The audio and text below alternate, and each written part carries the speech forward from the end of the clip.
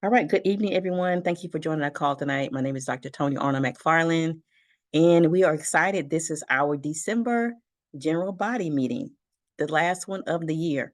We want to go ahead and get a jump start on what we're going to be doing in 2024, and we want to arm you with some information, parents and students, to help you be more prepared in 2024. And we're going to get this kicked off. I do have a presentation I'll be sharing, and there'll be a few other people who will share screens during this time as well. So let me get this kicked off.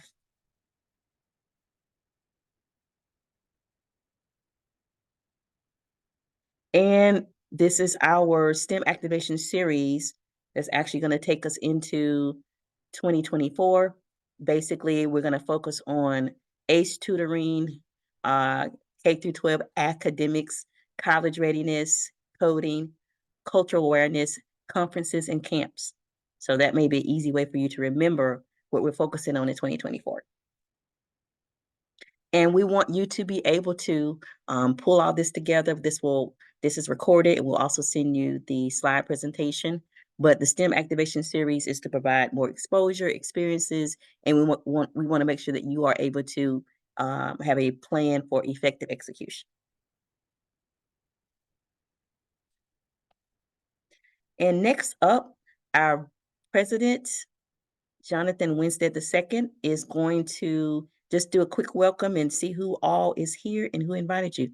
You ready, Jonathan? Hello, can you hear me? Yes.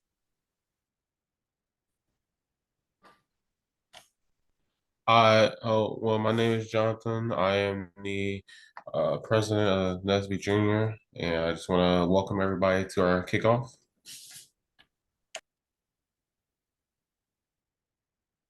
And I'll do the agenda, and then we'll have Jonathan come back and do the mission. So basically, here's the agenda for tonight. We are going to talk about the matriculators. Miss Wendy Coleman Blue is going to do that. We do have a guest speaker, and then we're going to have some time for Q&A. We really want to make sure you take advantage of the information that you're going to be getting from Miss Wendy, as well as from Mr. Runny. This is going to arm you with what you can be doing to prepare yourself for college. It's going to be focused on the high schoolers, but he's also going to provide some information about all of the camps that are offered at North Carolina State University. Just a little bit about us, and then we're going to have Jonathan do the mission. RTP NSBE Junior is I would say, a child chapter of RTP NSBE. RTP NSBE is the Research Triangle Professionals chapter, and we are a pre-college chapter. So our members are K through 12. If you are not familiar with NSBE as an organization, NSBE has 3 layers. We have our pre-college initiative, our collegiate initiative, and our professional initiative. And the adults who are Research Triangle professionals help foster all of those in the Research Triangle area. And RTP NSBE Junior was launched in October 2019. We've had anywhere from 15 to 67 members. Our local chapter has programming for K through 12. Only third graders or grades 3 through 12 are able to join nationally for the pre-college initiative, but locally we do have programming that includes kindergarten as well, kindergarten through 2nd grade. And if you're interested in joining, you can just send me a message during the meeting privately and with your information, and we can connect offline about how to do that. And we have members who are in the Triangle and surrounding areas, as well as virtually. And you don't have to be a member to attend our meetings or activities. So we're glad that you're here. And if you're interested in staying connected with us, we'll be sure to show you how. And our programming tonight is going to feature Mr. Ronnie Chalmers. As I mentioned earlier, when he comes up, he can introduce himself and say a little bit more about the things he's going to discuss. And we are going to talk about the matriculators. Before we do that, though, I think we have a mission slide. Hold on one second. Well, you know what? I'm going to just go ahead and let Jonathan repeat the mission for us. And lead us into the mission. Oh, here it is, Jonathan. Sorry about that.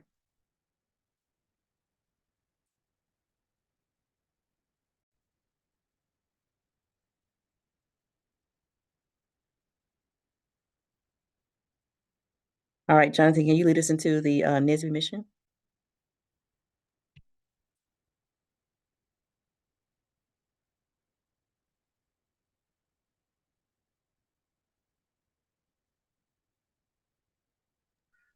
But the NSBE mission is to increase the number of culturally responsible Black engineers who excel academically, succeed professionally, and positively impact the community. Thank you. All right. So with that, I'm going to go ahead and switch gears a little bit, and we're going to talk about the matriculators. And I'm going to ask Miss Wendy if she wants to go ahead and share her screen at this time to say a little bit about this. And when she's done, I'm going to have Imani Eziogo. She's our vice president. She has something to share about some books she's read for those of you who are interested in being in the matriculators. And So Dr. Wendy. So Dr. Tony, I did not create a slide. I just prepared like you asked me to, but Sure, I yeah, did go not ahead. prepare a slide. No problem. So good evening, everyone. How are you tonight? Yeah, because it's dark outside. So as Dr. Tony talked about, our initiative around the matriculators is about helping families and young scholars get themselves prepared for the journey of the college roadmap, the college experience in preparation. And so much of that, so she covered some of the E's that I'm going to talk about, but there are really 6 E's in the way I see it, based on my experience of working in and out of this space for the last 30 years or so. And that's about exploration, exposure, experience, engagement, encouragement, and then excellence or excelling. It speaks to the mission of NSBE and those 3 pillars of excelling academically, succeeding professionally, and positively impacting the community. Well, all of that begins, first of all, with the exploration. The reality is a lot of our young people, they pick something based on either their parents talking to them about it, or especially in our community, the Black community, young people pick what they can see. And so often the platforms that are most prevalent are sports and entertainment, and they don't get to see platforms for things in the STEM world unless they happen to have a parent or maybe a neighbor or a church member. And so we don't get the opportunity for them to explore these options because they don't see them. It's not readily available to them. And so that exploration is thinking about the things that you seem to have some innate talent for and the things that you seem to enjoy, figuring out, how do I marry those things? How do I marry the things that I seem to have talent for and that I enjoy? And the way to do that is by just trying out a variety of things as young as you possibly can. How does that happen? By your parents or somebody getting you engaged and bringing you to those things. I believe that we shouldn't be starting any later than middle school. Now, the reality is so often none of this starts to happen for many people until they get to high school. And it's not too late. It just means that you may have missed some opportunities that would accelerate the process for you faster. What's that exploration look like? Well, a lot of times we historically have looked at identifying a major and saying, oh, I'm going to major in this type of engineering.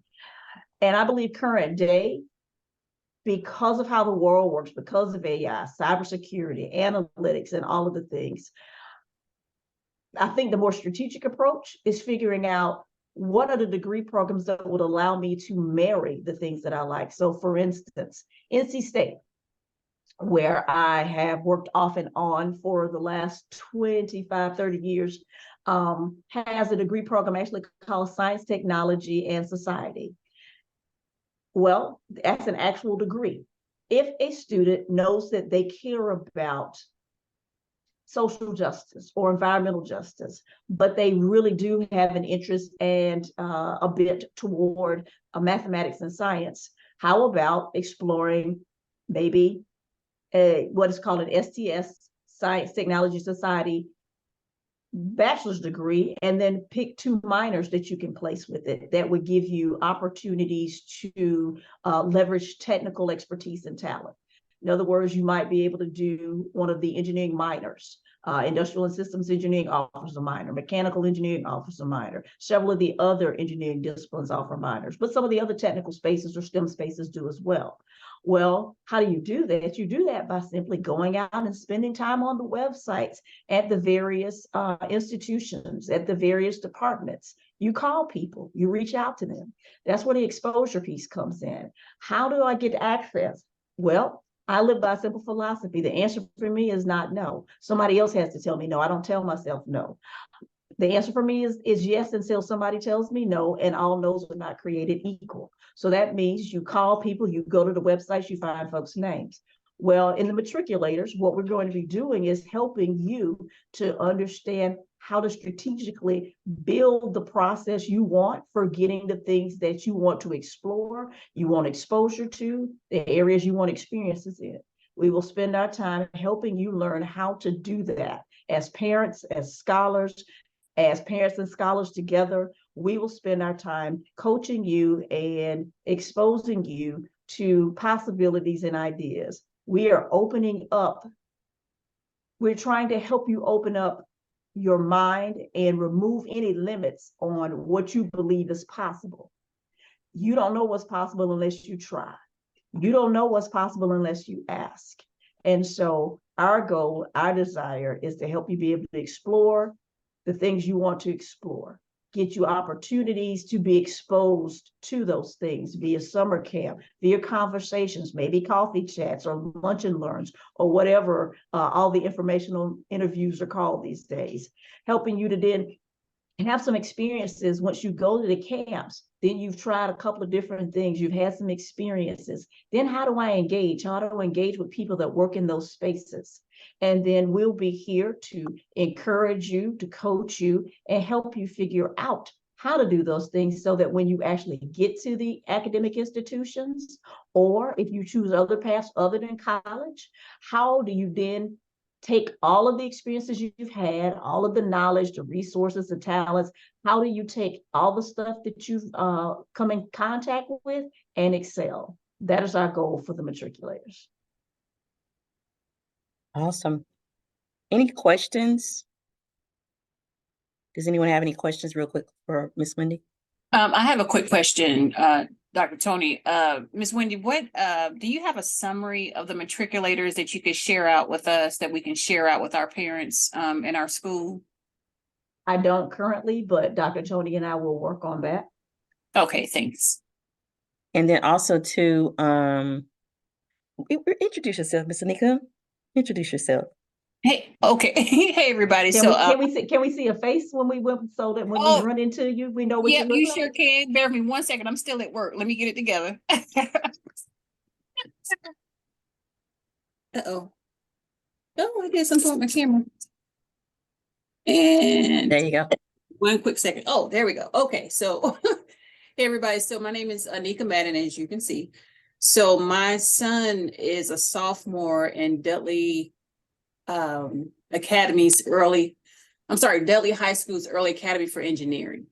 So because of that is the reason why I've engaged with this group in the form of a co-advisor for our chapter at the school to help him along his way and his peers. So that's essentially why I'm here. So I met Tony through our teacher, who's one of our other co-advisors. So she has been helping me tremendously navigate all these waters because it's a lot. I do not have an engineering background. Again, it's just because solely because my child wants to be one. So that's why I'm here and now. So what we're in the process of is we're compiling, we have a fairly new chapter, but not so new, but we're trying to get some momentum and build things off the ground in terms of awareness of what the possibilities NSBE can provide. I continuously meet parents. I'm not from the area, so I'm getting used to the parents as well, but I'm finding so many parents that don't know anything about NSBE or what it stands for. So trying to build the bridge of communication between our teachers that are overseeing this information versus a parent versus a community out at large, just trying to connect the dots and get everything out there. So hence my request for that summary and just trying to compile all the information that I can. So that's it. All right, and thank you. And they have about 40 students at Dudley High School. So I'm inviting them to anything that we have going on. A lot of them want to go to North Carolina A&T, and Anika, I was just there today. I just got home from North Carolina A&T. And we want to make sure that they get to take advantage of the opportunities. I don't have as much information on A&T, and maybe Mr. Ronnie knows some of it and he can just mention it. But if you have information on A&T that we should be sharing broadly, and anyone else on the call, we'll have some time at the end if you have some information about camps and things there. I would like to get that out as well. All right. Okay, so if you have any other questions for Miss Wendy, and by the way, Wendy, introduce yourself as well. I don't know if you fully introduced yourself. Oh, I'm sorry. You just told me to talk about matriculators. Okay, what piece of information would you like for me to share, Dr. Tony? Just a little bit about your background and why we should listen to you. And she's an advisor in our chapter now, but just a little bit about your engineering background and your time that you have spent working with students as they figure out what they're going to do in life. Well, I won't tell you that you should listen to me. Some people might tell you maybe not to listen to me. Some people would say don't listen to me because I'm a Clemson Tiger. I'm also a Wolfpacker, but I'm a Tiger first. So my name is Wendy Coleman Blue, and oh Lord, so I've been in a love affair with NSBE for the last 37 years. I was introduced to the National Society of Black Engineers as a freshman at Clemson University and have been engaged off and on ever since. Got an undergraduate degree in electrical engineering, which by the way was the wrong one for me, but during that time, I didn't have enough people. We didn't have enough advising support, of which we have more advising support at universities now, but still not enough. Students still end up picking the wrong ones, ending up on the wrong track because they don't have the right kind of support, the right kind of coaching to help them figure it out. And so I worked as an environmental engineer for a little bit. I actually was a co-op student, so I co-opted as an electrical engineering student and intern, all in the power industry. Graduated into a recession, because here's the other thing is always remember that a college degree just gives you options. It didn't give you any guarantees. And so I ended up doing environmental engineering for the state of South Carolina, then had the opportunity very shortly after that to come to work at North Carolina State and work in what's called the Minority Engineering Programming Office. A lot of your PWIs will have MEP programs. They won't be called that anymore. They used to be. The one at Clemson was never called an MEP program. It's called PEER, Program for Engineering Enrichment Retention. The office at Georgia Tech is OMED. But I got the opportunity to work in the minority engineering profession. Did that for about 5 years, decided to leave NC State and actually go, because while I was in NC State, I did graduate work in integrated manufacturing systems engineering, which is a part of what used to be just industrial engineering, which is now industrial and systems engineering. Did master's work there, did some in engineering education later on, but decided to go to work for IBM. I spent about a decade working for them as a supply chain engineer, supply chain manager, got a layoff right into the 2008 recession. It was hard for many of us to find jobs, so I ended up teaching. So I taught mathematics from in the 6 to 12 age range, or not age range, but grade range. Did that for about a decade, came back to the University, NC State, and worked as an academic advisor, recruitment and outreach coordinator inside of the Industrial and Systems Engineering Department. When I was there in the MEP program, I was doing a support for historically marginalized students, Black, Native American, and Latinx or Hispanic. And when I came back, I was servicing all students when I was advising. Then got the opportunity to come to a nonprofit organization that focuses on career access, college access. And I serve as a career and placement coach in the engineering and technology pathway. But all along the way, I have always been working with young people, families around strategy, around preparation. So for instance, the Lord gave me a set of twin daughters who could care less about most of the things that I like academically. I did good that they graduated from high school because they didn't like any of the 4 cores. They are artistically inclined. They are creatives.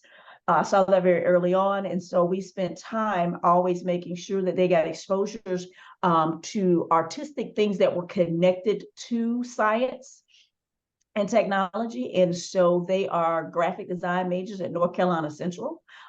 They have always been able to use their art in a technological way. And so that was the path that I took, but I began early on. They showed that they did not like the 4 cores that you have to be able to do in school. So I understood very early on that my children needed to go to community college first, because they were not going to be academically mature enough to go to a 4-year institution initially. Also, because they grew up very differently than I did. I grew up in a community that was about half white, half black. And I grew up, coastal South Carolina. So I had a very robust community of people that looked like me. Well, my children, through church and activities that I had them in, got that, but they did not have that at school for most of their educational career. So I began to plant seeds for them to attend NHBCU, of which they did choose that. So that's a little bit about who I am and maybe some of the reasons why you should listen to me. All right. Thank you so much for sharing that. And at this time, we're going to bring forth our vice president. She's going to talk a little bit about some of the books, but actually Imani, if you want to go ahead, I don't know if you're just going to talk freely or if you have a slide, but let me just kind of let you see who Imani is. Imani has been a part of RTP NSBE Junior since middle school, and she can introduce herself, but she recently won something in Hour of Code, and I gave her some books as a part of her winning prizes. And if I give you something, it's always going to be something that's going to sow into you for further learning. And she has had a chance to look at one of these books or both of them, and she's just going to provide some update on what she thought about them. And anybody who's in the matriculators, I would like for you to, based on her recommendation, have a book or something that's going to be a guide for you as you plan your career and look at your career choices. So with that, I'm going to turn it over to Imani to talk briefly about the books that she has looked at and what she got from them. Thank you, Dr. Tony. So, good evening, everyone. My name is Imani Eziogu, and I am the NSBE Juniors, this chapter's vice president. I'm currently a junior at Odyssey Charter School in Wilmington, Delaware. And as Dr. Tony stated, I kind of received these books as reward. I don't know if you can see them. They were in the picture, but as reward for like participating in our Hour of Code meeting that we had recently.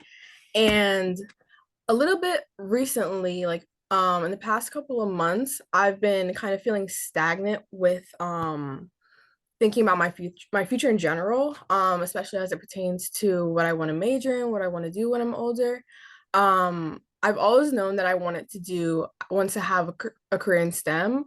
And through being an SB for so many years, I know that I want to be an engineer specifically. It's gone from I wanted to do forensic science to computer programming, software engineering. And now I feel like I've kind of settled on the realm of environmental engineering as well as computer science as like a minor, or I definitely want to major, like I have an education in both. But seeing as like I have so many friends that are seniors and they're either finished or they're still going through the college application process. They applied for scholarships, they're getting accepted now. And it's kind of feeling overwhelming. I'm thinking about, okay, next year, that'll be me. I have to make sure I'm applying for colleges, scholarships, because I don't want to be in a lot of college debt.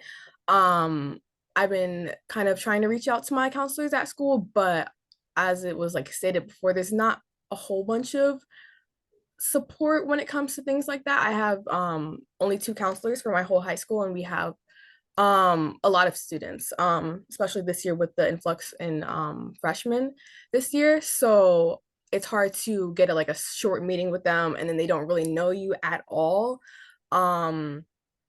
So except for what you have on your transcript and what kind of classes you take. So these books so far really, really opened my eyes and kind of helped me in a way guide me to like, okay, this book specifically, it's called Career Planning for Teens. It breaks down every single thing that you would want to think about, what you would want to know for the it talks about scholarships, it talks about your interests first, how to think about what you like, what you're good at, and how to translate that into a career later on in life, or a major. It talks about when and how to apply for scholarships, financial aid, and it even talks about how to bring up the conversation of careers in college with your parents, with your family, which is something that you may not have thought of before. And it's just kind of a small book, a short book, but it really helps break down everything. And I haven't read through the whole thing yet, but what I have done is marked certain pages I really want to focus in on, and highlighted certain things that I want to make sure I really emphasize, that I go back to. And as for this book, it's called Careers, The Ultimate Guide to Planning Your Future. It's a really detailed book with specific careers. So it has like a key at the beginning of the book that breaks up the book into different categories of careers, like finance, law, engineering, hospitality, different things like that. And I don't know if you can see, but I might have to take the blur setting off my settings, but it really, hold on, let me do that. Let's see, background and effects. Okay, there we go. This is what it looks like. So here's one page I bookmarked for my brother. It's called Investment Analyst. That's the heading. It has the job description, the salary, kind of like an average salary for this position, career paths that lead to it, skills guide that you would need to be strong in to be able to major in a major that would equip you for this job, as well as be able to pursue this career in the future. It has related careers, it has interests, qualifications. It details the lifestyle, as well as has a section called the realities, which touches on what itself talks about, the realities of the position. So some things that people may not mention, or you may not see when you're looking at this job, things that such as long hours, or standing on your feet for a long time, or one page that I bookmarked was ecologist, since I'm interested in environmental engineering and environmental science. And it talked about that you would have to work for long hours. Some days you have to travel site to site, whether you're conducting tests or working with engineers or anything. So it really helped, these two books really helped alleviate some of the stress that I was feeling with planning, as well as I know that I'm going to be a part of the matriculators, so I know that I'll have more support, especially personalized support, in pursuing my college education, as well as what I want to do afterwards when it comes to my career. And for anyone in high school or even middle school, or just anyone who knows they want to go to college, and even if you don't know if you want to go to college or not, I would strongly recommend participating in the matriculators, because it can really help in understanding the processes that you have to go through, as well as helping alleviate the stress. You know, you have more personalized attention when it comes to these things. And I know for me that I have people who care about my future, as well as I have role models to look at who are in those STEM careers, so I can see myself, see people that look like me in those careers already. So yeah, thank you. Well, I think grown people need the book too. Thank you so much, Amani. I might need to read it for myself. And Wendy, I think that's going to be your assistant. Okay. Amani can be, since she's giving us an eyewitness account. But and it's helpful too, because I've been with her for a while, and I know the programs that she's been a part of, like she's done research, and I know the program. So when she writes those rec letters, when she asks for those rec letters, me and her, we can work together on what's her bio look like that she's going to give to somebody, say, hey, write a rec letter for me. She can put that bio together, like we're already doing it. And I want all the matriculators, if their parents are okay with it, go ahead and start a LinkedIn page, so you can start putting and tracking your accomplishments. That's the biggest problem that I've seen with students when they have to apply for college and scholarships. They don't remember what they've done. So being able to easily give someone, hey, here's what I've done, and I would like you to write a rec letter, make it easy for them. So that's just an example of why we need the program. And with that, thank you, Money. Let's give her a round of applause and some shout outs in the chat for doing such a good job in explaining that. And with this, I'm going to turn it over to Mr. Ronnie Chalmers. Ronnie is going to speak, and Ronnie, you can take 20, 25 minutes. And I know that you have some nuggets for adults too. So I think if people can learn at any age, I know we're targeting, 9th through 12th grade, but I feel like I need to get my own pen and paper out too and talk to Monty on the side. Like she dropping some nuggets for everybody. So I with that, know. Ronnie, I know she I- did such a good job. absolutely. Mr. Yes. Ronnie, can I ask that, the link you shared with me and Dr. Tony a while back when we met earlier in November, will you drop that in the chat for us? Let's see. Which link was that? Was that It was a pre-college one, I think. Oh, yeah. I can drop that. Hold on. I tried to get second. back to it and I got to a version of it, but not the exact version of it. There we go. All right. Let's see. Thank you. You're welcome. And as he's getting this, parents, if you have questions that you have, he's gonna also include just the college readiness. He's gonna provide some insights on that. He's gonna introduce himself and he'll provide some insights on that.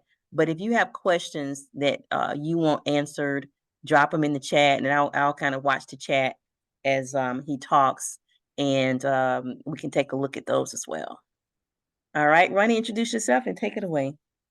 Absolutely. Thank you so much, Dr. Tony. Hello, everyone. Ronnie Chalmers. I serve as Director of Recruitment at North Carolina State University.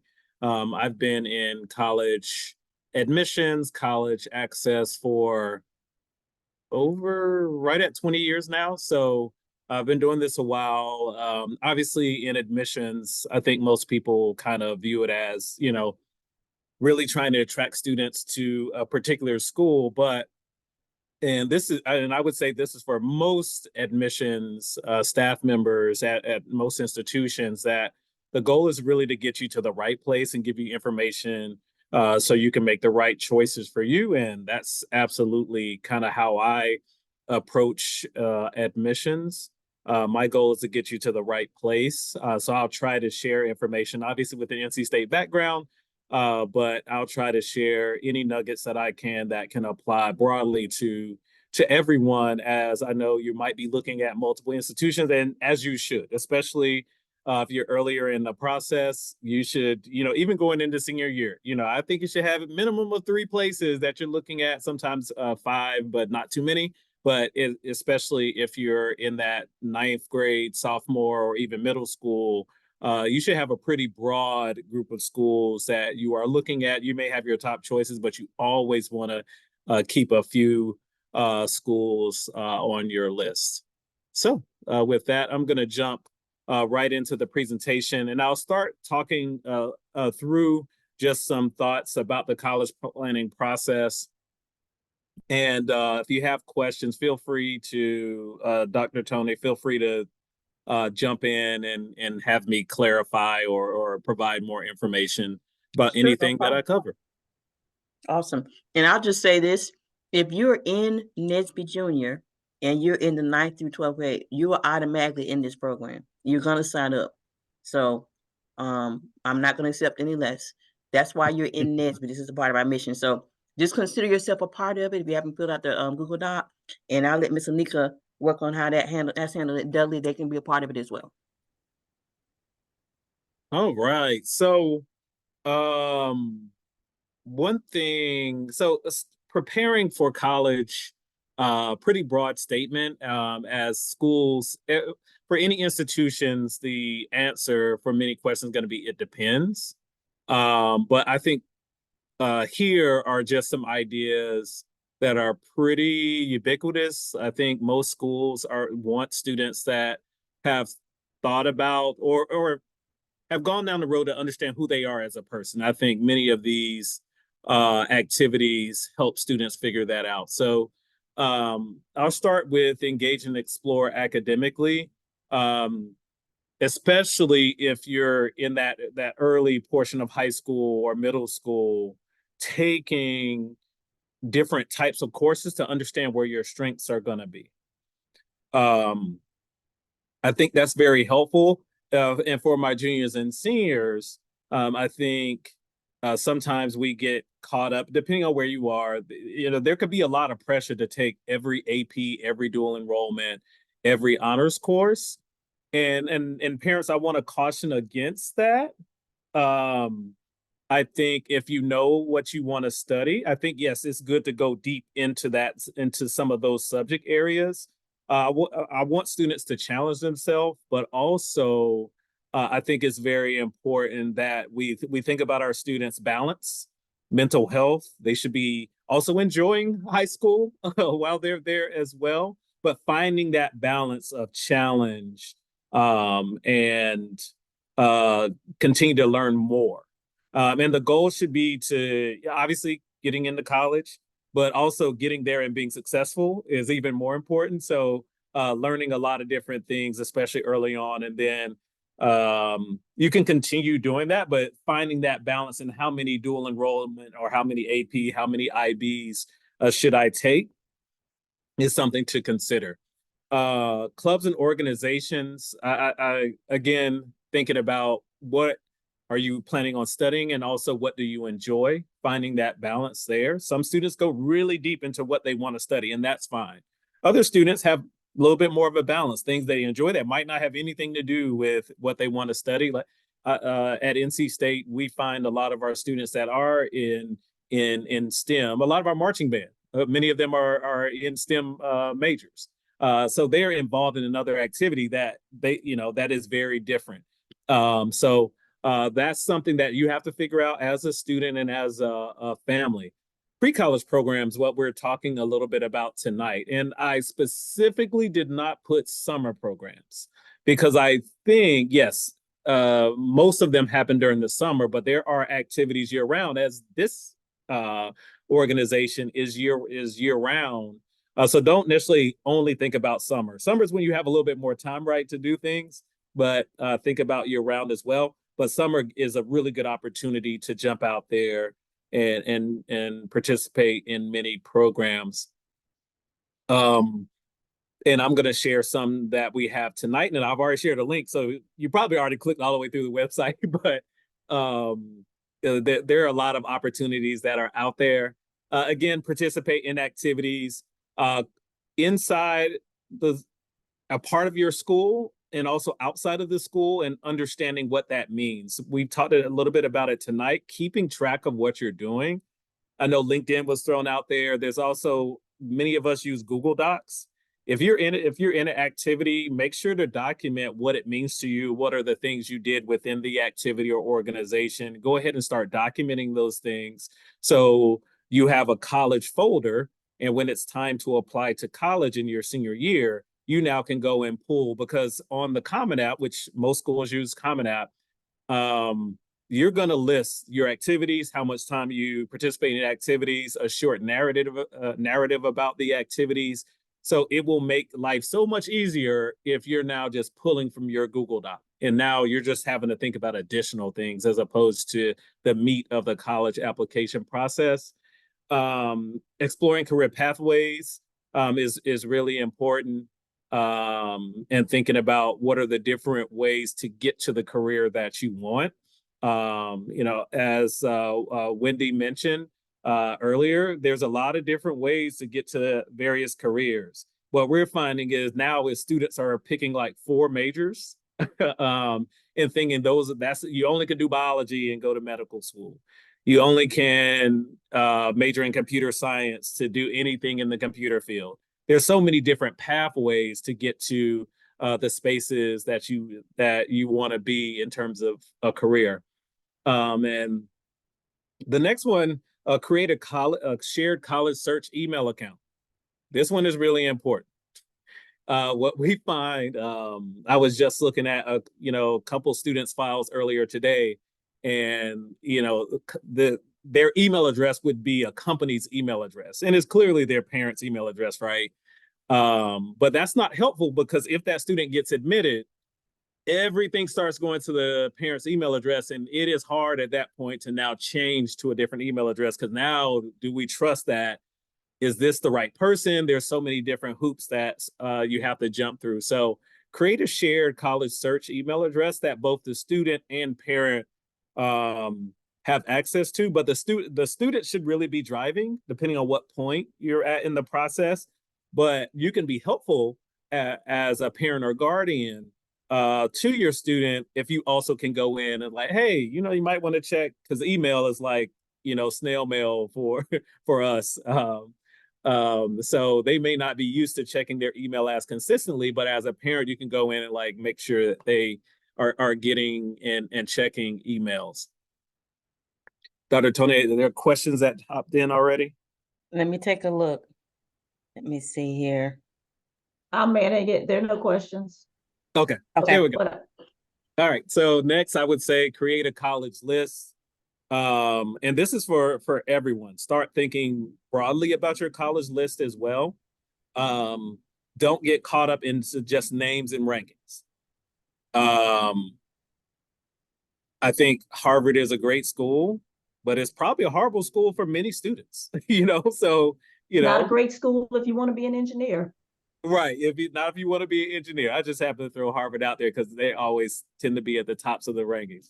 But you want to really think about that list broadly, especially there should always be some local schools on your list. If you're engineer, if you're in North Carolina, you should have NC State, North Carolina A&T, UNC Charlotte, and there's some others that are there for sure that they should be on your list. You at least should start searching. If you can go to their campus, even better, but also search online to make sure that you can get a sense of what it's like to be a student there. And then also test preparation. I know that's been in the news a lot lately. I still encourage students, even if tests remain optional, I encourage students to at least have tested to make sure you have that as an option. I believe we're still over 50% nationally for schools that are test optional, but we just don't know where that's going in the next few years. So I encourage students to test.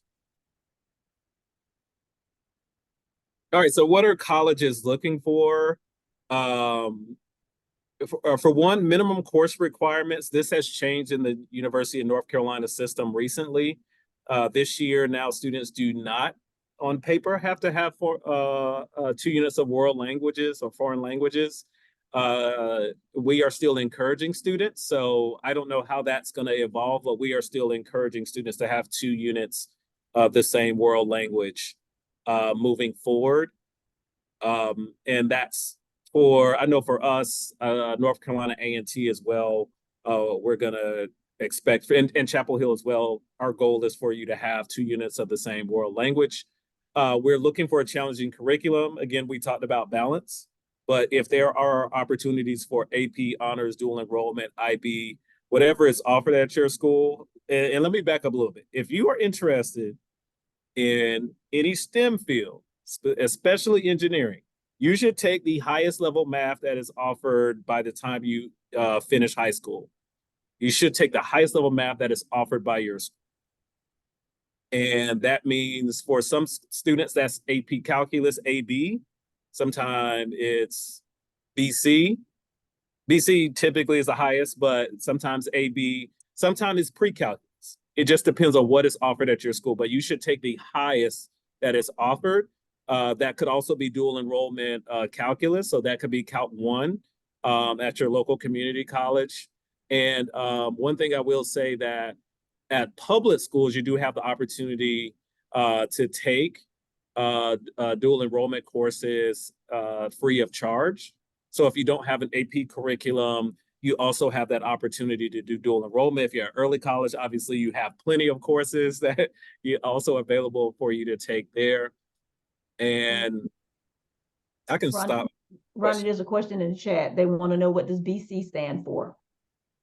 Oh, that's a good question.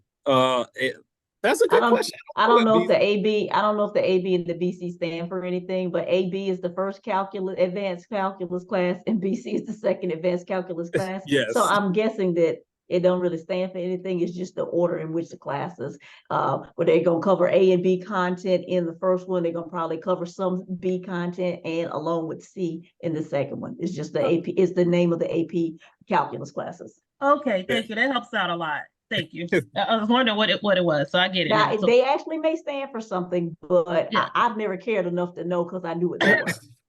Okay, so we're just saying if they offer calculus, then just need Right. to take the first and the second part. I got it. Thank you. There you go. AP calculus. Okay, Yep. thank you. Absolutely. Yeah, it never crossed my mind to check what the BC meant. Also. All right, so let's jump into grade point average.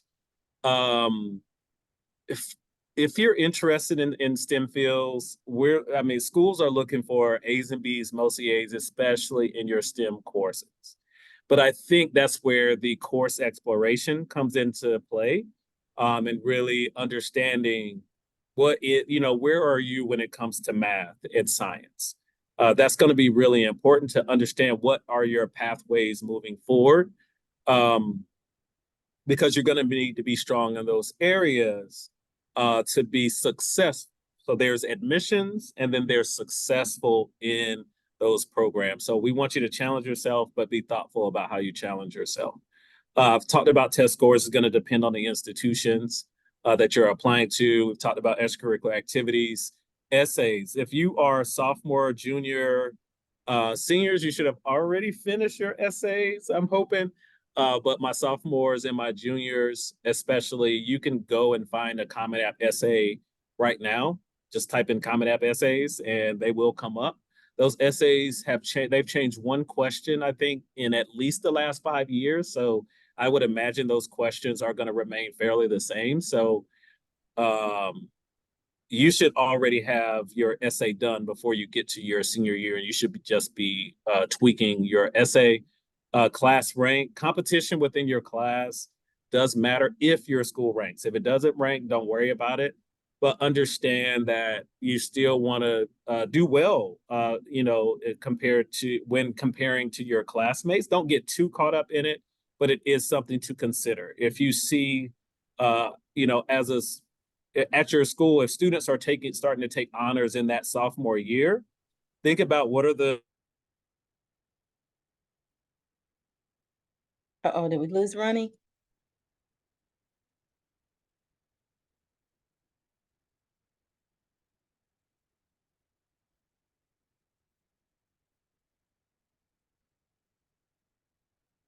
that's where the class rank divide comes, because they're able to get more of those courses throughout their senior year, and spreading them out is really helpful. So make sure you do that. And then sometimes, depending on what you want to study, there might be a portfolio or an interview for scholarships. All right, and I'll go through this quickly because we've talked about this a lot. A few things when you're looking at schools, figuring out what you want: big school, small school, how far away from home. So make sure you're visiting campuses. Start early. That's what you're doing now. So make sure, again, start that college list. Go to college fairs. What we find is that we see a lot of students, their first college fair senior year. You do not want your first college fair to be senior year. It's overwhelming. It is the Wake County College Fair over at McKimmon Center, NC State's campus. There had to be 1,000 people in there, and it's just so loud. It's just overwhelming. So go to college fairs early, even when you don't know what to ask. Just go, and then you'll start to craft your questions from that. Let's see, we talked about activities, and then know what general admissions requirement. It says requirements there, but really you should know what the averages are, middle 50%. Like what are the ranges for GPAs and test scores and things like that, and what are they looking for? Looks like a few more questions popped in. All of that is information. There are no questions yet. Okay, information. There we go. All right, so a few planning tools before I jump to the website. College Greenlight is a great place to search. They work with community-based organizations, so they have a lot of really good search information. Their Khan Academy to support your education. Big Futures, that's a great place to start your college list. It's a pretty strong information resource there. Fastweb.com for scholarships and also internships, even for high school students. You can find there at Fastweb. And then quill.org. The writing piece is really important. I think it's becoming more challenging for students to really meet some of the writing standards in college. So quill.org is supportive in helping students with the writing process there. And before I move to our pre-college, one thing I wanted to throw up here is college transfer. So on all of the websites, both public and private schools in North Carolina, the vast majority of college websites, we have degree pathways on there. So you can go and see what it takes to transfer and really start to build out your curriculum. So if you are creative, especially if you're in an early college or have opportunities for dual enrollment, you can pretty much build your curriculum just like the school you want to go to while you're in high school. So you're planning to go as a first-year student, and you still can have that backup of I am also meeting the transfer standard. Wendy? Yes. So can you talk about, because I know Wake Tech has this program with NC State, A&T, Central, but I don't know the name, and it's a different name at each of the institutions. So like if I go my first year at Wake Tech, there's a program where if I meet all the requirements, it's kind of like I then become not dual enrolled at NC State and Wake Tech, but I have access to NC State, even though I'm a Wake Tech student, and it gives me a leg up being a transfer student. I think what is it, just the first semester or first and second semester? Yeah, it's the C3 program, the Community Yes. College Collaborative. So that is a guaranteed admission to NC State. You start out at Wake Tech, and we have it at, I want to say 9 community colleges, all of them within an hour of campus. So that is an option. And then Charlotte has a similar program. ECU, I think A&T does as well. But there are a few different agreements that are out there, but understand that.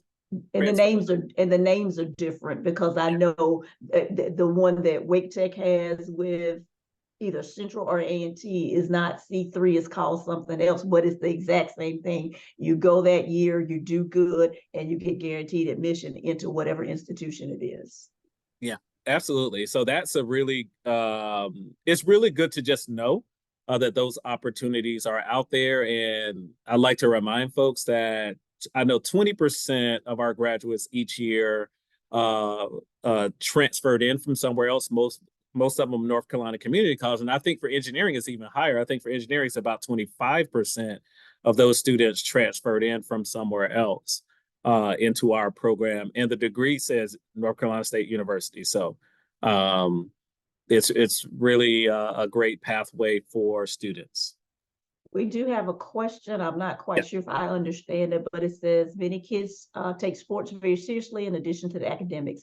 How do you recommend meeting the balance, building a list most specifically for those that want to play sports in college and pursue a regular STEM program? So you want to elaborate on that, Ms. Madden? Yeah, so in addition to my own son, our personal experience is that he's a baseball player. He's doing very well academically, but he has made it very clear that he wants to play ball in college. And so even within our Dudley community, sports are unfortunately just pushed first and foremost. Even as we're dealing with building our NSBE program, kids aren't coming to the meetings because they have to go to practice. And you don't have coaches that are, enforcing, the importance of, balancing both out. So in our case, it's about how do we build our list based on his athletic and his academic pursuits.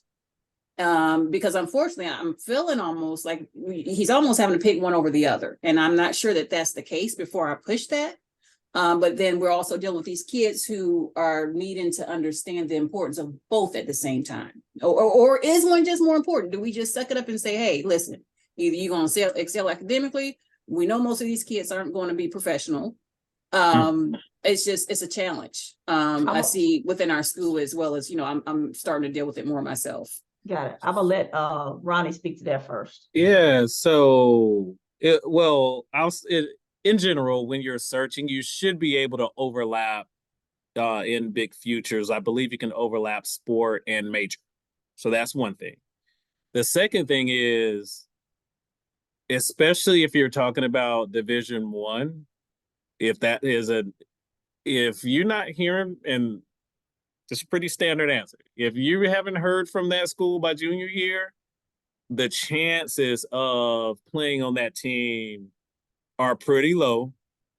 And I think coming to a place where understanding what is most valuable is the goal to play in college, because then you can go to school for free at Division II and have a good engineering program Division II as well. And you can meet both of those goals. Where I think sometimes students get lost if they get too caught up into playing for a particular level or institution, and then now the academic piece gets lost in their search. So I'm going to piggyback that's helpful. onto what, Oh, I'm sorry, go ahead. oh, no, I was just going to say that is helpful as a reminder, the D2, because it's not so much about I mean, of course they want to play D1, we know that, but recognizing that D2 is an option, especially if you actually want to play. But I'm kind of venting a little bit because it is a bit of a frustration right now with our school in terms of the emphasis on sports and trying to get these kids engaged and coming to these types of meetings and just recognizing the value in it all. It's just quite a bit of a challenge. Well, and based on how sports is done current day, it's being able to have them participate in stuff like this, they're not going to be able to give full effort. That's realistic. If they're a competitive athlete, their ability to engage in stuff like this, they're going to be half-assed. That's just the reality of it. You're talking to somebody who's been a huge sports fan. I did not. I chose to go to Clemson University, which didn't get a Division I softball team until the year of COVID or the year before COVID, which annoyed me. I knew I couldn't go play professional softball, so I chose Clemson because I was going to major in engineering. However, quite often that will look different for men because of the professional options they have. I hear Ronnie when he says that, yeah, you can go get an engineering degree at a Division II school. I am a purist and I am biased around engineering programs, but what I will tell you is about some stories I know. I have a friend, she has two sons. Both of them are actually tiny little fellas, but one wanted to play football and one wanted to play basketball, and they both got opportunities to play at much smaller schools. One is an exceptionally gifted mathematics mind. He got into A&T, but he made the decision because either Guilford College or Greensboro College, I can't remember which one of them has a football team, but one of them gave him a scholarship to play football. So he is majoring, I think, in statistics or business, and the plan is to go to graduate school at a more accomplished institution to get his graduate degree in that space. So it may be some trade-offs. Occasionally, you'll get an A.J. Cole. A.J. Cole played at NC State. He was the punter. He now kicks for the Raiders. He actually got his bachelor's degree from my department at NC State, which is the Industrial and Systems Engineering Department. We had several swimmers that in the IE department that were competitive swimmers at NC State and also did engineering. But it is going to be, there are going to be some trade-offs potentially. If that's like Ronnie said, if they're not being recruited, you can always do the work and build your own film and do your own advocacy if you don't feel that your kid is getting a good shake from their coaches that are developing them. It's a long shot, but if you believe your kid is that talented, or if they believe that they're that talented, it's worth a shot to at least reach out to the coaches on your own. But it's understanding the balance between what your options are. You may go to a Division I school that doesn't have an engineering program, but they have a math degree. You very easily can, if you perform well, you can take that math degree and go to graduate school in engineering, because that's the foundation of engineering. But it's about figuring out where the balance is and what the options are. And so like Ronnie talked about pathways, he talked about college list. Just like I don't think you should be so enamored and in love with a dream school for sports, I don't think you should be for an academic perspective either, because you get caught up into the elite names. The elite names exist for a reason, and it is not for most of the reasons regular people think they exist. I think you allow the interest that you have academically drive how your list shapes out. Your list should be driven by your interest and not your interest driven by your institution. If you pick somewhere and then the one major you pick a place is based on one major, but then you had 4 other things you were interested in, you get there, realize, oh, what I thought I wanted to do is not what I want to do. Now you're stuck, especially if you got money from that institution. You're stuck because now what do you pivot to? So it's much easier to build your school choices around your interests than it is to build your interest around your school choices. That is Anybody all is very welcome to- helpful. Thank you. Okay, anybody is welcome to disagree with me. I Oh, want yeah. to chime. So I was going to chime in and say the same thing happens to students who are good in music if they have a band scholarship. They have to. I mean, there's a struggle. Am I going to intern or am I going, focus on the music like that? It's a constant struggle especially if they're in like something like the band where they have a lot of travel. They're going wherever the football team or basketball team is going. So, they're in that same boat at times. If they got a music scholarship, like and to get a band scholarship, you're spending your high school summers working on band stuff. You're not in programs that are related to STEM. So that's something, it's at some point, you're going to miss out on one to do the other. Now I met Ronna McNair in high school. If you don't know who he is, I know. So if NSBE Junior students better know who he is. That somebody in NSBE Junior put in the chat. Who is Dr. Ronna McNair? I met him in high school, and he told me I could do both. But this is how he said do it. He said, because I was like, I don't want to do the engineering because I'm not that good in math. He said, you can do both of them. He said, don't do what's easy. He said, don't be afraid to do something that's unknown. Like, don't just do the music because that's just easy. Like, I can do that. He said, you can do both. He said, go ahead and do engineering. He did tell me to go to A&T, but I didn't listen to him that part. He said, go to A&T. It's a good school. They'll take care of it, as we said. And he said, while you're there, while you're in school, you can take music classes. I'm one class away from a minor from North Carolina State. I didn't finish the minor, but I did the music classes at North Carolina State, which is where I got my bachelor's of science in mechanical engineering. And just in 2016, as a grown adult, very grown and mature, I got bills and everything.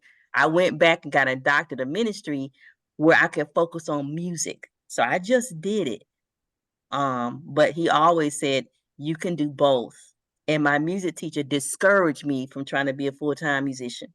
She said, don't do it. She said, if you can do math, focus on that. And I listened to her. She was my piano teacher for like 8 years. So if that helps anybody, got questions, let me know about that one. So our president said it was one of the first African Americans to make it to space. Do you know he went to school, Jonathan Winstead II?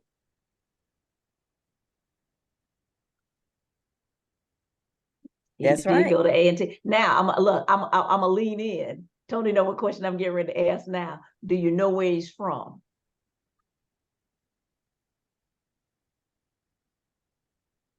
Oh, look at that. I'm impressed. Dr. Tony and I are both from South Carolina originally. So that's right. Lake City. He went to George Washington Carver High. I went to George Washington Carver Middle. And I grew up about 40 minutes from Lake City. And the engineering building at A&T is named after him as well. absolutely. Yep. All right, let's I think don't do that. There we go. So want to move over really quickly to our summer programs. A couple summer programs we offer. Native education. I'll start with the 3 programs that admissions offers. These 3 programs we actually is for rising juniors and rising seniors in high school that are interested in Native culture, Hispanic Latino culture, or Black African American culture. So this is the one we have for Native students. And in these programs, we actually go through the entire application process. Students leave with their college essay. We do test prep. They have we help curate their college lists. We provide advising. Between 5 and 7 days is the length of the programs. So Caminos, one we have for Hispanic, Latino, Latinx students, and then we have Emerging Scholars Academy for students interested in Black and African American culture. So there's also the cultural identity component to these programs as well, and students get to network with students mostly across the state of North Carolina, but we do also have some out-of-state students that are in our program. And I'm going to stop share for a second. So any questions about that before I pull up the pre-college website? Actually, it's in the link, so it's in the chat. Let's see. There we And go. if you have any prices that you can share, like what these cost, please let us know that as well. Oh yeah, so for the admissions programs, we only charge $20. They're week-long programs. We feed, we house, everything. You leave with some swag. But there are depending on the program, there are different costs across the institution in terms of what each of the programs offers and how much they cost. They can be some are pricey. I don't know, on the high end, I think $1,000 for some programs. But again, some are free, some are $20. We're just looking for admissions. We're just looking like a little bit of skin in the game to say you're coming to our program once you are selected for it.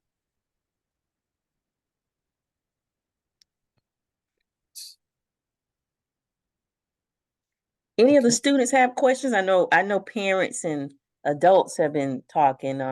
Students, I'm gonna call your names out, okay? Definitely officers, I'm about to call on you. I have a question. Jonathan, go ahead, Imani. Okay, this was about something you mentioned earlier. So you said that before you leave high school, you should take the most advanced math that your school offers. For me, that would be AP Calc BC. This year I'm taking AP Pre-Calc, and that would like line me up to take. Last year I took honors Pre-Calc. This year I'm taking AP Pre-Calc, and then that would line me up to take like Calc AB next year for my senior year. And I was wondering if I was going to pursue like environmental engineering, would I take that course or would I take AP Statistics, which my school also offers? Yeah, I would say calculus. Okay. If for any student interested in STEM, I would say calculus over stats. If you've already exhausted all your calculus courses, then take stats. Okay. But if you have to make a choice, I would go the calculus route. Okay, thank you. And Imani, I want to talk to you a little bit too, because I know you took AP Computer Science, so I might want to talk to you about swapping that around a little bit. Yeah, and I got a good score on that test. I got a 4 did, on that. right? Yeah, and we need to talk about the job market for both of those areas, so we can talk offline. And we can connect you to some folks. Mm-hmm. Because Ryan would be mad with us if we got somebody who's looking at environmental engineering and we don't connect them to him. Exactly. Thank you. Share. Hello. So this comment is for Anika. I'm trying to do my video here. Hey, how you doing? You and I are in the same boat. Both of our sons are heavily involved in sports. And that's one of the main things they push at their school. But as a parent, we just laid down the law. If your GPA is not this, then you're not playing. And then you said something about majoring in engineering and focusing on the sports. I just wanted to mention when we went to the fall regional conference last year, there was a part of the conference where the college students spoke to the high school students. And one of the questions was my son asked, is anyone involved in sports? Out of all of those engineers, not one person was involved in sports. So we talked about that later on, but I was like, and they basically said the schedule for engineering and math science is so heavy, it's hard to balance both. And I'm not saying you can't do it. It can be done. I know lots of folks who actually did it. Yes, I'm not saying that, but it was, I thought it was a good question for him to ask and to hear the college students that were involved in the engineering program at NC State and at A&T. It was a joint venture, but it was located at NC State. You know, I was like, yeah, I'm glad that he asked that question and they gave, you know, brutally honest answers. So I'm not saying you can't do it. My son's been on the honor roll since, you know, he was in kindergarten and he's still playing every sport you can imagine. GPA is still very high and he's taking honors level classes. Right. So, you know, that GPA is staying high. So I can't say, I don't want you to play. Right. Even though it is a lot, but with NSBE, we have meetings in the evening and then also on the weekend. And so, you know, he's involved not as far as being at school, as far as like the technology piece, he's taking programming, but he is heavily involved in NSBE Junior. And it's a requirement. Like it's not even like, you know, this is what you're doing. You know, yeah. I appreciate that. Thank you for sharing that. Does the name Josh Dobbs mean anything to anybody on here? Nobody's a football person because he went to University of Tennessee and majored in engineering, and he was the quarterback for the Volunteers. Wow. Yeah, starting for the Minnesota Vikings. Well, he was starting. I don't know if he's starting. Well, now he'd been all over. He'd already been all over the place this season, but we're not even gonna talk about it. He's a journeyman, but still, he was still good enough to make the NFL roster and get an engineering degree. Well, so the fact that he did something that most people don't do on either side is pretty freaking amazing. Yeah. Well, I think that goes back to being able to balance. Like if it's important, if your student is able to balance it now, there's a much higher opportunity that they can balance it in college. If they can't balance it now, then there's just not, because that schedule for both gets even more challenging in college. And that's, I mean, for the athletes that are good enough that you're going to be recruited, those are conversations you need to go in and understand that are they going to support you as an engineer? Because that's every coach is not going to do that. Right. Exactly. And that could be your decision maker. We actually had one that he was from Sweden or Denmark, but he came to NC State as a swimmer, and he took the year he graduated. He took the rest of that time off before he went to graduate school, which he ended up at MIT. But he competed for the Olympics. He competed to see if he could make his country's Olympic swim team. And then when he didn't, he went to MIT and got a master's in analytics. All right. I know we got about 15 minutes left, but real quick, I want to ask the students, LeBron, Jonathan, Ryan, any other students, Sage, y'all can come on camera and ask a question.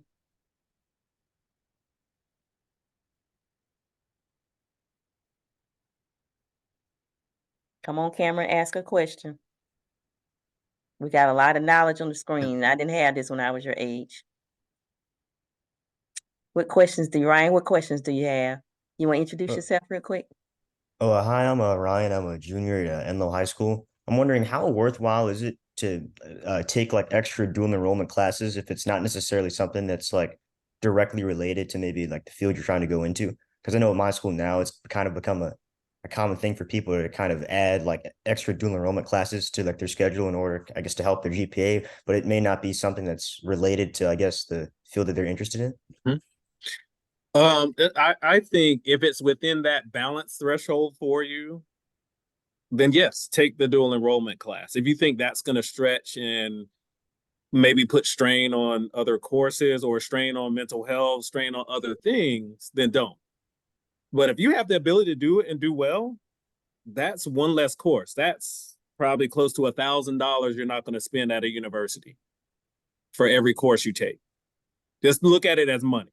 You know, so as long as it's within that, I can do well and not create stress and strain or lower my other GPAs to take that additional course, then yes, then take the additional course. So yes, it's a GPA booster, but also you're saving money for college and then also increasing your chances of being successful in college. Because if you can go in with 30 hours of college credit well, do I use that extra time to do an additional internship or co-op or study abroad? Like it just gives you more opportunity there It to reduces be the amount, successful. and it reduces the amount of hours that you have. So what hammers so many students' GPAs in undergrad is trying to take 18 credit hours so that you can get out on time. I am a fundamental believer there's no such thing as on time. On time is when you're done. And so, because if you got to repeat 2, 3, 4 classes, then you ain't gonna finish when you thought you was gonna finish anyway, and you didn't hammer your GPA. And so being able to take 5 classes as opposed to 6 technical classes in a semester makes a tremendous amount of difference, Ryan. Now, if you're just taking fluff classes to increase your GPA through the dual enrollment, that might be a waste of your time. But if you're taking classes of in courses that you care about around issues that matter to you, that you figure out how you can weave them into a minor in addition to whatever your undergraduate degree is, then it's probably worthwhile in addition to all the other things Ronnie said. But yeah, not just fluff classes for the sake of taking them to increase your GPA. Make it worth something. Make it meaningful. And let me say this to all of the students and parents.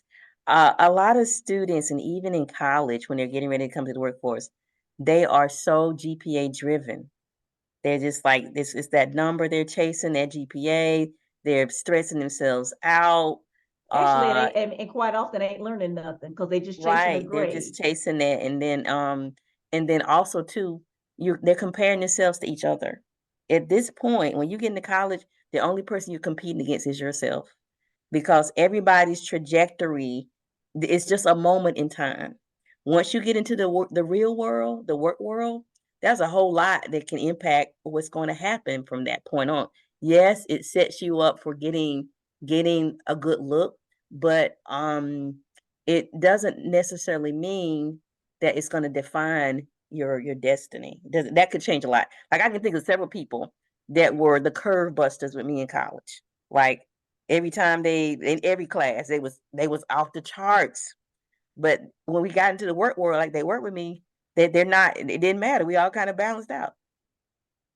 So there's so many other things to your career, and whether it's college or some other career, that are beyond books. It's being able to communicate, to think critically, to do what's called problem-based learning, meaning that you got to think through some stuff to figure it out. So it's a full holistic picture. How do you engage with other people? Like all of those things are important. And so in the matriculators, we want to talk about that. Like you got to do extracurricular things so you can be a holistic person. GPA is good. It's important because it's just a measure of how you are doing academically, but it doesn't define who you are. So just keep that in mind. That's a very good question, Ryan. Any others? May I chime in for just a moment? Go ahead. Yeah, go ahead, John. 1 second. So, I'm currently a college student at North Carolina A&T, and I just want to say, if you think about your GPA as just the best thing you can ever do, then it's not really going to get you very far. It's a lot more important for you to understand and learn more from your classes. One of the best tips I heard was when my teacher said, once you graduate from college, your GPA doesn't matter. You don't put your GPA on your resume. The people hiring you will never ask, what was your GPA in college? Because it doesn't matter. What they care about more is the skills that you have. Even when you get into college, the only time they're ever going to look at your high school GPA is when they're admitting you. And for the most part, it doesn't make a huge difference. Unless you have a 2.0 and absolutely no other skills, then the college is most likely going to still consider you.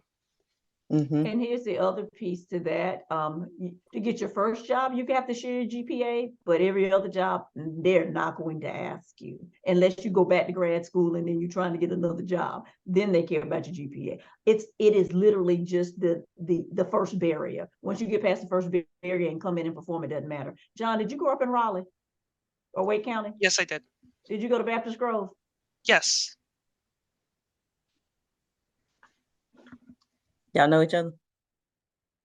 His mom and his daddy, was your daddy a social worker and your mama, or was it vice versa? Mama, one taught and one was a social worker? My mom's a teacher, my dad's a social worker. Yep. I know he's lying. Do you remember the twins, Jade and Alexis? Y'all might have Not been. not You're by a freshman? name. You're a bad with freshman? names, but yes. Okay, so yeah, so they were old. They were too much older for you to remember them. If you saw them, you'd probably remember them. All right. So good question, Ryan. Now I'm not saying people don't, I'm not saying I'm not caring about GPA. Miss Tony's not saying don't care about your GPA. That's not what we're saying. It is a measure of your performance. So don't walk away saying, I ain't got to worry about, no, please make good grades. Thank All you. I'm saying No, is, yes, good Thank you grade. for clearing that up. 'Cause, right. It's yes. going to help you get scholarships. Like you got to have a way to measure performance. So that's what it does. It's we got to figure out how we can measure performance. It does help you get scholarships. It does help you get that first job. Okay. It does help you get into colleges. Okay. But So- do not let that become your self-worth. Right. That is not Yes. a measure of who you are. You're right. That It's not a measure of your destiny. you're gonna graduate with a whole lot of people that's gonna have really, really high GPAs, and they're gonna be a bust in the real world. And part of that's gonna be because when you are the exceptional ones, then you a lot of times don't ever learn how to work With other strategically, people. or you Mhm. don't learn how to study. And when you choose engineering and you come into that space never having had to work, you sometimes some people, because of the speed of how you have to perform, they're not able to make the adjustment. Mhm. So Yeah, it's a whole, that might be a whole nother talk by itself. Yeah. It So, is. and to put it additional context for the schools that GPA really matters that much in terms of at college Right. admissions, we're looking at a range. We're not comparing a 4.3 and a 4.4, or 4.2 and 4.4 are pretty much the same student to us when we're reading applications. That's where we're looking at all the other pieces that we talked about tonight and your experiences. And we're looking at ranges, not a number. And so that's where making that right choice to not take a course sometimes can be as valuable as the right choice to take a course. So that's what you have to figure out for yourself. Yep. Awesome. All right. So I didn't hear from Jonathan. I didn't hear from Sage. LeBron. I didn't hear from you all. Questions?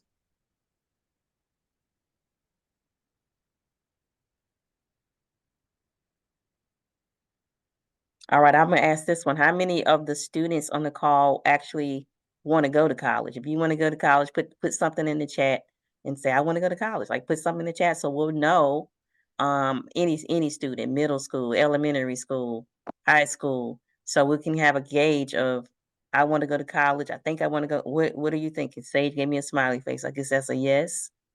And even if you don't, that doesn't mean we won't help you figure That's out right. what your strategy is. We're not Right. saying that everybody has to, because that's a lie of the devil that we have been infused with.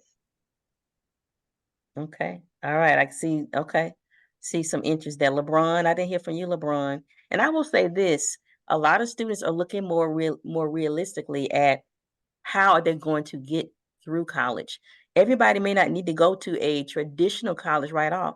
It's perfectly okay to say, I'm not ready to go off to a big school. I want to go to a community college. Right? We have some very good community colleges in North Carolina. And I might want to work some so that I can, not be a broke college student.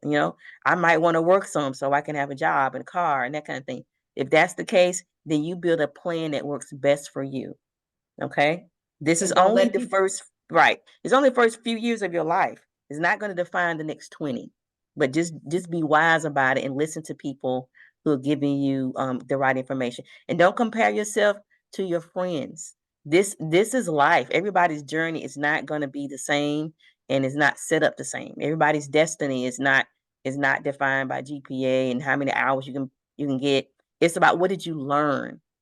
What did you learn with those classes? Because when you start working, we're expecting you to come and apply what you've learned. I'm not going to ask you, did you get an A in this? Did you get a B? If you can demonstrate what you've learned and apply and think critically and tell the company what we need to do better, that's what we want. And don't let people guilt you into the path that they think you should take. because ultimately you've got to live with the decision. Also know that if you go to community college, first of all, you can get scholarships to go to community college. And in addition to that, if you go perform well in the community college and you pick the track that will still get you to engineering school, if you go kill it in community college, quite often that makes you competitive to get scholarships to that same institution you couldn't get scholarships to coming out of high school. You can get them coming out of community college. There is a program at NC State called the Goodnight Fellows. Goodnight, maybe 3 years ago, 4 years ago, Ronnie added the transfer component. Probably 2 years ago, might be 3 years ago at the Yeah. most. And so when you are coming out of the transfer process, you can compete for some big scholarships because Goodnight is one that now it is income based, but Goodnight also will be a full ride for those however many semesters that you would have left to complete your degree.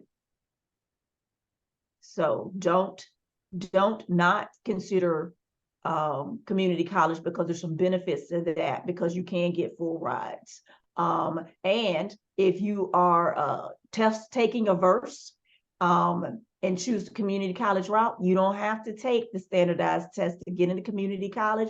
You can go over there and kill it and still get scholarship money without having taken standardized tests. Awesome. Well, this has been some really good information. Can we give Mr. Ronnie Chalmers a round of applause and some thank yous for taking time out of his busy schedule? He's a wealth of knowledge, and he's not going to go far. We might have to pull him back in again at some time. I mean, you might want to get to know him and treat him nice, especially if you're thinking about going to NC State. And yeah, like this was a wealth of knowledge, and I think someone's giving me some names to someone at A&T who can provide some information like this as well for North Carolina A&T. So thank you so much, Ronnie. Appreciate you. Anytime you're welcome to stop by. If there's some information that you feel like we need to disseminate, we will send it out to our distribution list. We also are getting the chapter at Dudley High School in Greensboro up and running. They have about 40 students, I think. Is that right, Miss Anika? It's probably about 40 students, somewhere around in there. Yeah, I want to get them on a virtual call because I know they have a lot of seniors. Last time they had a lot of seniors, and this is very valuable information for them. So just want to make sure they're getting it as well. And I'm going to have a few quick announcements, and we're gonna sign off for today. All right, so let me just kind of give you all a few quick announcements. I will send out these links. So, and I will also send out the slide deck. All right, so we went through the presentation that Mr. Chalmers gave. We talked about the matriculators, and also just so you know, STEM Activation Series 2023-2024, we had decided, because Hour of Code went so well, to add a computer science club called the Algorithms. We always have a name that's going to be hard to say for our clubs. That makes us be smart, so we can say big words, but we're going to know what they mean. So the Algorithms is our computer science club, K through 12, and parents. If you want to learn the code, you can join as well. We will continue the ACE tutoring program for grades K through 12. I don't have the date yet because we do that with North Carolina A&T's NSBE chapter. So I got to connect with them on when they want to kick that off with us. And both of these are virtual. And then the matriculators, which we're launching tonight, I did put the sign up in the chat. And like I said, if you're in NSBE Junior and you're in grades 9 through 12, I'm going to automatically put you in it. I'm just going to email it to your parents and tell them to fill it out, because that is the whole reason we are here, is to help you excel academically. And a couple of quick dates. This is a college fair that's coming up January 13th. This is in person in Raleigh at the Garner Road Community Center. I don't know what colleges are going to be there. I will send this out, but go ahead and save the date if you want to come to the Martin Luther King Jr. Youth Summit. They will also have conversations on mental health, careers. There'll be companies there, lots of STEM companies. I think they're trying to get a few STEM companies. This is a small fair, so it'll be intimate enough to like talk to people one-on-one. So that's January the 13th. Also, as a returning activity, like I said, Hour of Code, we're going to have Coders for King. This is going to be on January the 18th from 6 to 7:30. This one is virtual. Again, I will be sending out the links. These are all set up already in our Eventbrite, so you don't have to be a member to attend Coders for King. We're hosting that, and we have a robotics team that wants to be a part of the planning for that. We'll learn about Dr. King and why he would want us to be excellent in academics, and how we can be coders for social justice. All right, February the 10th, we are going to have an esports day at the local. It is the Esports Academy in Cary, and this is going to be on February the 10th from 10 a.m. to 2. So if you are a part of our algorithms, we definitely want you to be a part of this. You're going to talk about game design. We have some companies that are going to be sponsoring this. It is free, and you have to sign up for it. So we'll be sending it out because we do have limited space for that one. So if you're interested in that, we will be sending that out. Just make sure you sign up, and we'll be sending it out this week. And I just grabbed this one because someone dropped it in the chat. There's a college fair on February the 17th. So we're going to add this to our list. This is going to be an HBCU fair. It is Saturday, February the 17th. And the location, I forgot the name of the center. I'll send it out. But it's at 904 West Chapel Hill Street in Durham. Oh, Emily K Center. That's where it's going to be located. And it's free from 12 to 3. So as we get this information, definitely want to make sure that we disseminate it out to everybody who is a part of the matriculators. Now that is grades 9 through 12. But if you're in the 8th grade, you can come to the matriculators and observe, because you're not going to be too far away from needing it for yourself. It's always good to get a test run of what's going to happen before you actually have to execute it on it yourself. So parents of 8th graders, feel free to bring them as well. And last but not least, March 20th through the 24th is the NSBE 50th annual conference. It's going to be in Atlanta. I am looking to take a group here. I'm talking to people who can help sponsor the trip. If you're interested in that, let me know. We do have a limited number that we can take, and we want to go ahead and start orchestrating what that's going to look like. We're seeking some funding to help us out with it. So that's going to be March 20th through the 24th, and it's going to be in Atlanta. And if anyone on the call before we leave tonight has any other announcements of events of interest that you think will be good for the group, feel free to mention those now.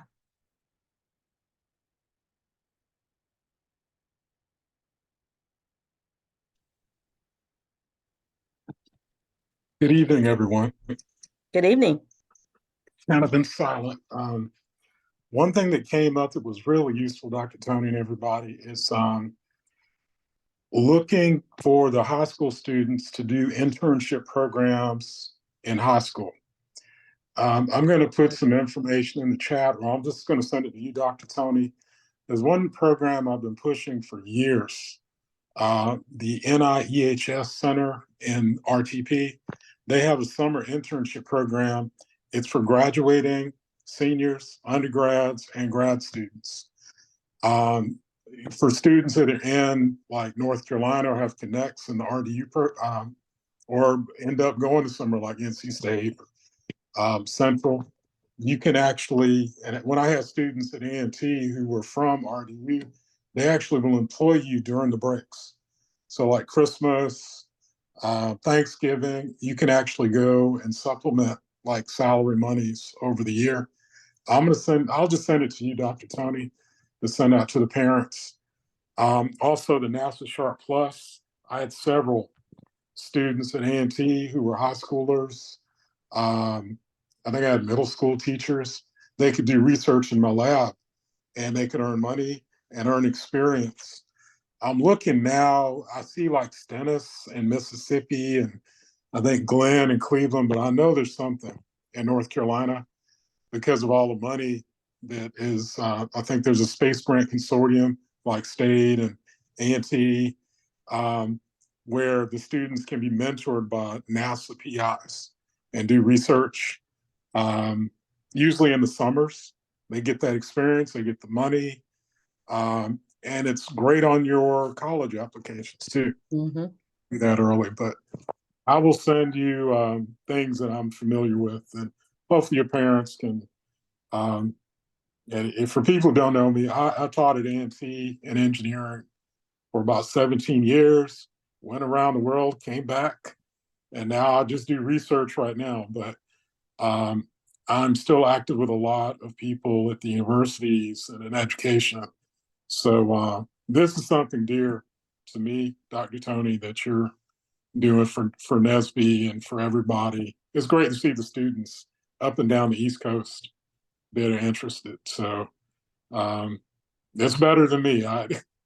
There wasn't anything like this in the 80s. Me When I was neither. a high school student, I was just like, Chem E, it's like chemistry and math, and good luck. That's all Yeah. we got back in the day. So, well, thank you. And also you weren't you an advisor for the NSBE chapter at one time Right. at I actually came in. The A&T? president of NSBE was a Kim E. She's now a psychology professor at Rutgers. And Adrian Hall was like, Dr. Roberts, can you advise NSBE? It's like, yeah, I've been doing NSBE since what, 86? I'll give it a go. So yeah, I did A&T NSBE chapter advisement for about 7 years. And Okay. well, I won't say it because you're recording the meeting, but let's just say the fundraising of the A&T chapter, it was like $20,000 to $30,000 a year. Okay. So back then there were people looking like, man, we could use that 20. So I got kind of somebody with a higher pay grade took it over after Sure. me and Dr. Eric Cheek, who he's been a high level administrator at a lot of places, Delaware State, Eastern Shore, and also A&T. Okay. He brought in a lot of money with Dr. Lonnie Sharp, who's the dean Mhm. of Tennessee State now, but he was Okay. also dean of A&T at the time. But yeah, it's as you've seen, and thank you for doing that for Dudley. Just as an aside, some of my best students would come from the Dudley program in chemical engineering and Mhm. engineering, and I would send one over to Dudley to recruit for. That was my shortcut. I'd have a Dudley Alone. alum who was kind of our PCI coordinator. And Mhm. we did that all over Guilford County, where people would come from like Dudley, Smith, Right. and they would help out with that because I just couldn't get to all the high schools all the time, just sometimes. But Right. I will say this too. I'm glad you brought this up about being able to work in your field in high school. I'm actually working on that. So at John Deere, I'm the manager of STEM diversity advancement. And my role is to look at the diverse talent pipeline. And we're now looking at, well, what can we do in high school? A lot of companies are doing that because the pipeline is that dry. Like we right. literally want to, if students can do what we need them to do in high school, there are apprenticeship programs that we've already started. Now, I don't have one in the Raleigh area yet. We'll be exploring that. We're looking at, I'm hoping that I could maybe connect it to our chapter. But And we're go and we're ahead. both on the Southeast Raleigh Magnet High School, which is has a career academy and is Mhm. associated with NAF. And they automatically, if you're in any of the career academies, at least in Wake County, you have to have an apprenticeship or an internship before you graduate. Right, and they're paid. I don't know if all the internships are paid, but apprenticeship is paid by a funding from the Department of Labor. Now, I will tell you this: Microsoft, we did probably in 2020, our chapter did a camp with Microsoft, and they had certifications. They were trying to get a certification program. So if students were able, it's a computer camp. If students were able to stay on a certain track, they were planning to hire them to do tech support. So if that's something you're interested in possibly doing, shoot me an email, drop me something in the chat to see if we can find you an apprenticeship or a paid internship as a high school student. It's very possible to do now because companies need hands. Like the talent pipeline is dry, especially in the tech fields. There's not a lot of diversity. There's the market doesn't have as many people in it as we needed to have, and there's nothing working at McDonald's. I worked at these are Burger King hands. I worked at Burger King. But if you can work on coding and doing something that's going to be closer to the career you want to do, then that's better because you can do that in high school. a company will probably give you an internship as a freshman, which is usually not happening.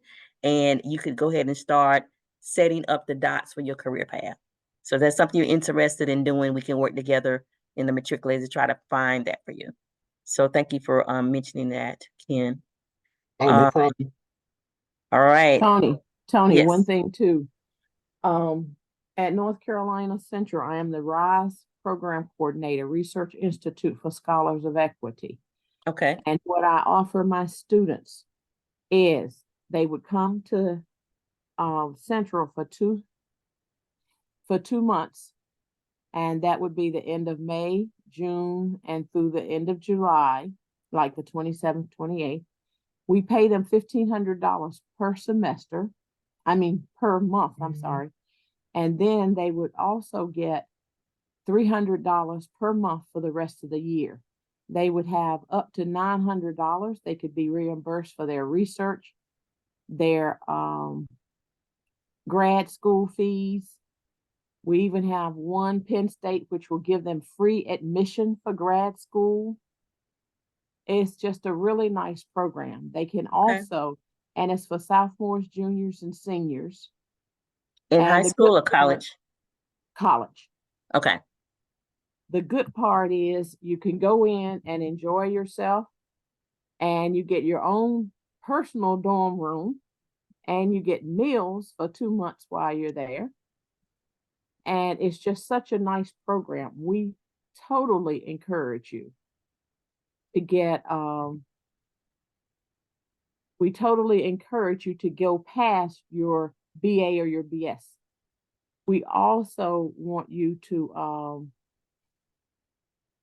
get as well your PhD.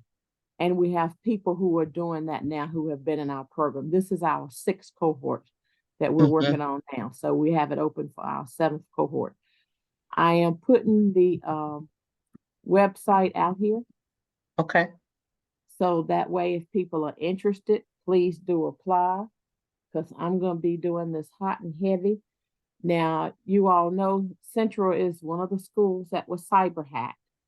They are getting us back up. 2 years ago, it took A&T a month to get back up after being cyber hacked. So it's going to probably take us a month and a half. Hopefully we can do it in less than 2 months so we can have everything up and operating. Okay. Because I like giving away this money, y'all. This is from $1.5 million grant, and I like giving away money, and I want the kids to have mentors, and I want them to know how important it is to get that advanced degree. And you have a question, Renee. It says, will RISE offer a summer program? No, it is for college. Okay, so RISE is only for college. It is for All college. Right. Okay. So I'm sorry about that. If I hear of any, I will share it with Tony so she can distribute it, though. Yeah, I was gonna kind of on that note, let's talk about our next steps. Thank you, Renee, for sharing that. You're welcome, ma'am. So I have a quick question for Renee. Is it for students that are like right now at Central, your program? No, we take people all over the United States. Okay, well, my goddaughter is attending Central, so she's staying with me during her summer break. During the winter break. So we can work on this application, like Please do. Please do, honey, because we have people from California, New Mexico. They go all over the place. Okay. Atlanta area, Virginia area, DC area. I am one of the most fortunate people that get to work with very diverse students. And one of our students even attended her college in the fall overseas. Oh, awesome. Okay. And she was talking about the advantages that she had by working with us at RISE. You know, you all had shared such and such with me, and I knew such and such, and that's right. We be working this thing. We'll be working on that tomorrow. Okay, thank you. I appreciate it. Yeah, thank you. Okay, doke. Let me know if there's any more questions, though. Okay. All right. If you have any questions from anyone who spoke tonight that shared anything, feel free to put that in the chat. And I know we're over, so just to wrap us up. So what are some of your next steps, the next steps for your plan? We heard Mr. Ronnie say you need a shared college email address. If you don't have one yet and you are already in high school, go ahead and talk to your parents or get about setting one up that you both can share and check. And also organize your notes. Like you need to have like a place, a Google Drive would be great with a folder where you put all of your college things and organize your notes that you're pulling together, the content that you're pulling together into one place. And also I advise setting up a calendar of some sort. Google has a pretty easy calendar that you can use. That way you and your parents can have an easy place to go see what's coming up that you need to attend. And also you can put to-dos in there, things that you need to work on by certain dates. So that's the first thing about being successful on your college and career readiness. You're organized. You cannot execute a plan well if it's not organized well. So get used to doing that. If you're not doing that already, get used to doing it. And parents, help the students out with it because that's how they're going to go off to college. We want them to go off to college or wherever they go. Maybe they're going to go into the military or maybe they're going to go to community college. But we want them to learn to get organized early. So that will be a good foundation for them to continue for the rest of their trajectory. And some important links. I'll grab a few more that I see in the chat and I will drop those in this PowerPoint and I will send this out. And that is it for tonight. And just a couple of quick things about the matriculators. We will connect and send out when that's going to start. The plan is this is what we have done in the past. What we wanted to do. We would have ACE tutoring 2 days a week. In the past, that was on, I think it was Tuesday and Wednesday is when we did ACE tutoring. And if we could schedule it around that, because some of the same students that need tutoring may also need to be in ACE. We would like to try to sync those up around the same time, either at 6 to 7 for ACE and maybe 7 to 8 for the matriculators on the same night, or we do ACE in series. And once we meet, for a series, maybe we have like a 2-week series where we meet and then they go work on some things and then we come back, for the part 2. And in between, if they have questions, they can come to ACE tutoring for questions. So me and Miss Wendy need to work that out. And I need to talk to the A&T chapter on their availability to support that. But that is the plan. But right now, we want to get students signed up because they got to do something. Like they're not done anything. They got to get something. They got to get something done. We just want to get the name signed up. And then we can work around the schedule. Because everybody's going to have to do something, even if everybody can't make every meeting.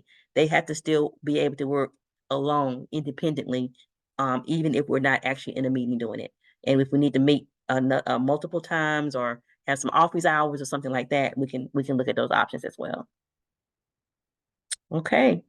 All right. I'm going to final check on the chat. Tony. Yes. I would like to thank you for being our perfect advisor and keeping us on target with everything we need to do to make sure our students not just meet the ranks, but exceed. That's right. We exceed with them because we've been there and we know what it takes. And we're going to be right there beside those babies, whether they want us there or not. Right. And we don't want students to just get to college. We want them to graduate. No. A lot of people get there, but everybody doesn't graduate. So getting there is one thing and graduating is the goal.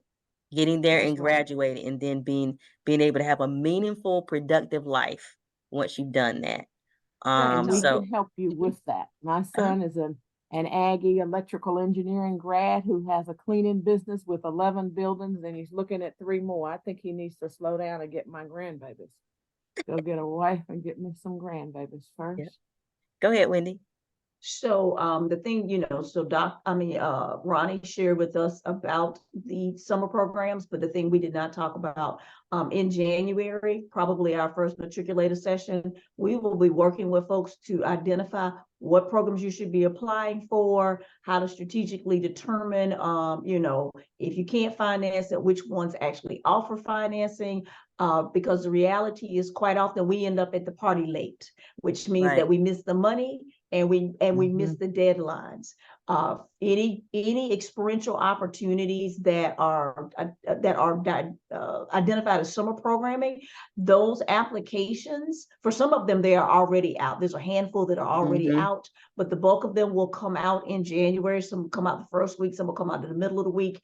But you want to have your strategy for what you're going to apply for in January. And so we can work with folks and talk them through which ones they should be applying for based on the things they want to experience in our first matriculators meeting in January.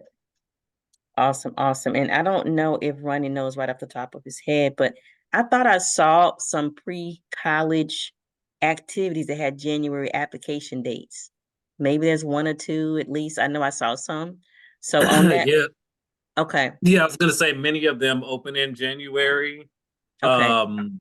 And I'm glad we're having this discussion because I will say they've been functioning very word of mouth. So my goal is to make sure that our summer programs are much more diverse than what they've been. So I Mhm. really hope that folks will come and spend some time with us this summer. And that's an exhaustive list on the website of everything that's there. So yeah, we'd love to have you over the summer. And Ronnie, I did tell you people in the engineering place, and they were like, they are working on getting you the information so that they can get their actual, but they actually won't even have everything. Their thing usually doesn't go hot before the 3rd or 4th week in January. Mhm. So that's a good Thank you. point. What we can also put as a next step is take that link. If you're interested in the programs that Mr. Ronnie talked about, the pre-college link, and over the break, go ahead and go through it, because when that link, when that date opens up, it's not going to be long before it's filled up. And then parents will be reaching out to me in like March and April, asking if I know anybody. I don't know anybody other than Ronnie. Like, that's who I'm going to know. So if you get there early and get your seat, you'll be in it. So you to figure out which ones you want now, because in January, when they open up, it's not going to be long before they're filled up. They open up and they fill up. And all of them do not require that you pay the full fee immediately. Some of them are broken up in, so like School of Design. My children went to School of Design, and because it was expensive and I had two at the same time, I was able to get aid. And so they break up the payment for you. Sometimes it will be based on the amount of kids you have. Sometimes it'll be based on if you get free and reduced lunch, but there are many of the programs that do offer some financial assistance, and then you figure out how you make it work. So here's the reality. If we can send them to sports camps, if we can send them to entertainment camps, music camps, dance camps, gymnastics, then we can, and not complain about how much we spend on those, then we can do it for academic camps. Got it. All right. On that note, we're going to close out. We'll end the official meeting now. I'll stay on for a few more minutes. One last thing, students. What types of camps are you interested in? I should have put in there that I didn't. I was thinking too fast and I hit enter too fast. But what types of camps are you interested in? Please put that in the chat so we'll know. We'll be looking for those things, and we can work with your parents on getting you there. With that, we're going to end tonight. And stay tuned. Everybody have a wonderful Christmas, happy holidays, and we'll see you in January. Thank you. Tony, Y'all have they a good also night. need to put in if they're gonna need help with some of the paid with sponsorships. Right. Yes. So if they could Right. include that, please, we would appreciate it. Awesome. I'll send that out too when I send out the information. Mm-hmm. All right, let me figure out how to stop recording. Where is it? Oh, there it is.